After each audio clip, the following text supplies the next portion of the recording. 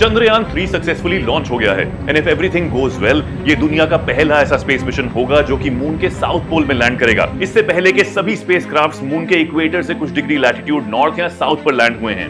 As the name suggest Chandrayaan 3 India का तीसरा lunar mission है। इससे पहले चंद्रयान 2 2019 में लॉन्च हुआ था और ये पार्शियली फेल हो गया था as its lander and the rover couldn't do a soft landing on the moon. खैर, चंद्रयान 3 को लूनर ऑर्बिट में पहुंचने में ऑलमोस्ट 1 महीना लग जाएगा और 23 अगस्त को इसके लैंडर और rover are likely to land on moon. By the way, Chandrayaan 2 की भी लैंडिंग साइट सेम थी near the south pole of the moon at 70 degrees latitude, but it didn't work out the way it was expected. इससे पहले कोई भी spacecraft moon के south pole पर क्यों नहीं उतरा है? देयर इज अ गुड रीजन फॉर दैट। अब तक के सभी स्पेसक्राफ्ट्स मून के इक्वेटर के पास लैंड हुए हैं because it is easier and safer to land in that area. Equator के आसपास टेरेन और टेम्परेचर दोनों ही आइडियल हैं for a long and sustained operation of instruments. यहाँ सरफेस स्मूथ है, ज्यादा स्टीप स्लोप्स नहीं है, क्रेटर्स कम है, सनलाइट यहाँ भर भर कर आती है जो सोलर पावर्ड इंस्ट्रूमेंट्स के लिए बहुत जरूरी है। वहीं मून के पोलर रीजन्स में हालात एकदम उल्टे हैं। यहाँ ऐसी काफी जगह है जहाँ पर कभी भी सनलाइट नहीं पहुंचती। टेम्परेचर -230 डिग्री सेल्सियस तक चला जाता है। Also, there are large craters in this area, some of them extending to several thousands of kilometers. तो ऐसे में operation of instruments gets really difficult. तो फिर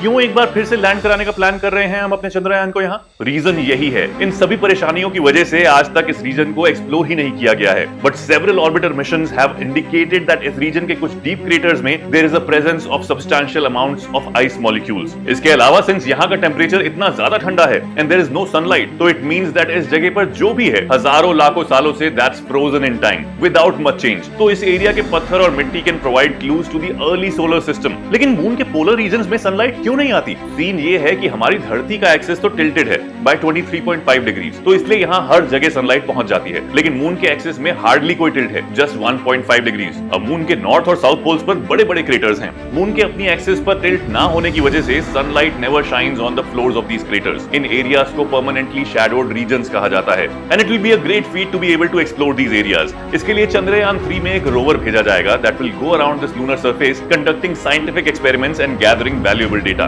Scientists worldwide will analyze and study the results to gain a deeper understanding of the moon's geological processes and its history. This mission will also provide valuable insights and support for Artemis 3 mission led by the US, जहां plan है to land humans on the moon's south pole. Chandrayaan 3 पर जो equipment है that will conduct a number of experiments on moon for one moon day, which is equivalent to a period of 14 Earth days. इसमें से एक तो alpha particle x ray spectrometer है जो कि लैंडिंग साइट के आसपास की सॉइल और रॉक्स की एलिमेंटल कंपोजिशन फिगर आउट करेगा। Magnesium, aluminium, silicon, potassium, calcium, titanium, iron, it will figure out क्या है और कितना है। दूसरा, इसमें एक लेजर इंड्यूस ब्रेकडाउन स्पेक्ट्रोस्कोप है। ये भाई साहब अपने लेजर से पत्थरों को वेपराइज करके इन वेपर्स के क्वालिटेटिव और क्वांटिटेटिव एनालिसिस करेंगे in order to infer the chemical and mineralogical composition of the lunar surface. This would help identify the rare and otherwise unknown elements that exist on the moon surface and possibly help trace how it came to be. If both the lander and the rover survive the lunar night, then they will be used for further experiments. इसके अलावा spacecraft के propulsion module में एक payload है which is called SHAPE, Spectropolymmetry of Habitable Planet Earth.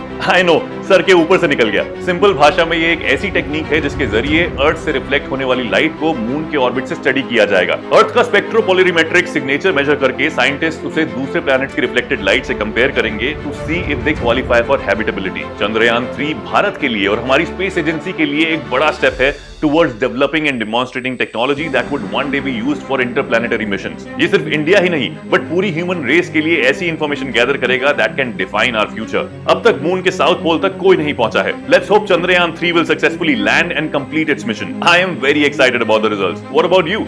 Tell me in the comments below and share this amazing feat with your friends and family.